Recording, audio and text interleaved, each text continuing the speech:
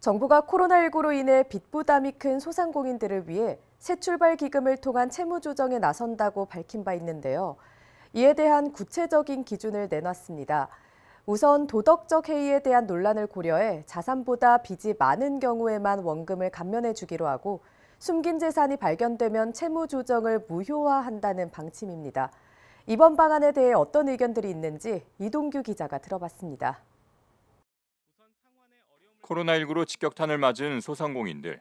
정부의 방역 조치로 인한 영업 제한뿐만 아니라 재택근무 시행 등으로 인해 매출이 급감하면서 소상공인들은 사업장을 폐업하거나 대출에 의존해 버티고 있는 상황입니다. 저희는 지금 그래서 밤독서 싹싹 걷어가지고 은행 이자 물어야 되지, 이 가게 집세를 내야 되지, 아무런 없어요 지금. 소상공인들 친구랑은 9월달이면 이제 막이 되는 거예요. 이제 원리금 상환해야 되겠는데 지금 몇 년 전에 그거 지금 싹 까먹는 거예요. 이 아래층 다 문 닫았지 않았어요. 그래서 지금 19년밖에 안 돼요. 이제 저도 지금 못하고 있는 거예요. 진짜 날마다 눈물 속에 살았어요. 진짜 시험을 1년째 안 되려고 얼마나 애를 썼는지 몰라요. 정말 현금 서비스라는 연금 서비스 맨날 받아 써야 되고 이리 맞고 저리 맞고 계속 그러거든요.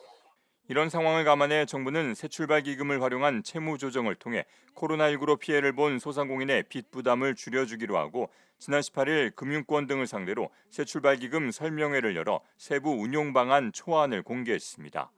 앞서 금융위는 소상공인 자영업자 차주들이 오는 9월 코로나19 금융지원 조치 종료 이후 금융절벽에 내몰리지 않게 하고자 30조 원 규모의 새출발 기금을 통해 채무 조정을 하겠다고 발표한 바 있습니다.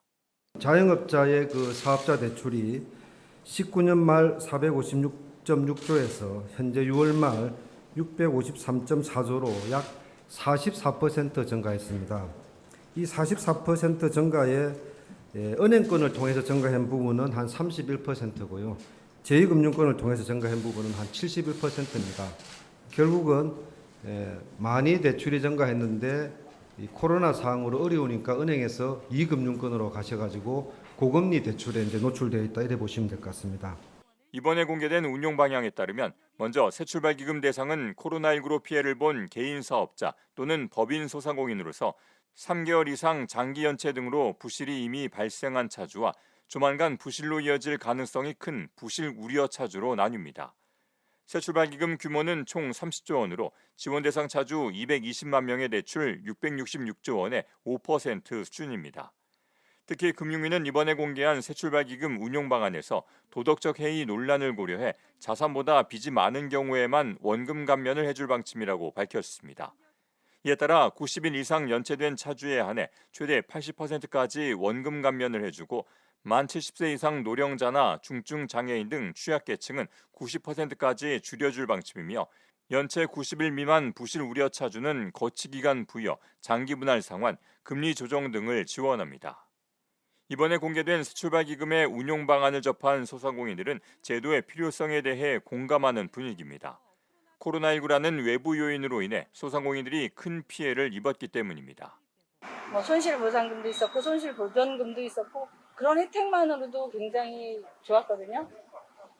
지금 사회적 기업으로 세 개의 업소를 하고 있는데 그중에 이제 용역사업 빼놓고 2개의 사업은 지원을 받고 있거든요. 그것만 해도 굉장히 도움 많이 돼요.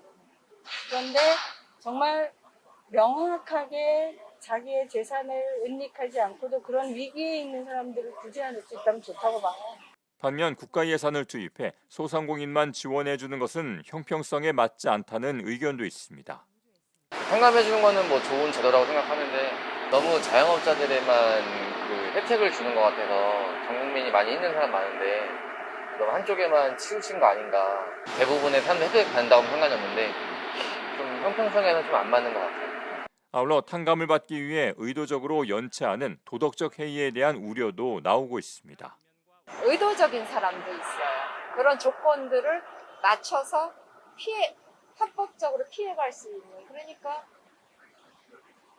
자영업자 측에서 필요한 거긴 하지만 그 방법들을 많이 고민하고 처리를 했으면 좋겠어요. 서류상의 조건을 갖춘다고 오케이 하는 것보다는 실사할 때 또 다른 팀들이 투여돼서 할 수 있었으면 좋겠어요. 이와 관련해 금융위는 국세청 등과 연계한 엄격한 재산 소득 심사를 진행하고 주기적 재산 조사를 통해 은닉 재산이 발견되면 채무 조정을 무효화한다는 방침입니다. 한편 금융위는 새출발기금 운용 방향을 최종 확정해 별도로 발표하고 신청은 9월 중 온라인 플랫폼과 현장 접수를 통해 진행할 예정입니다. ESTV 뉴스 이동규입니다.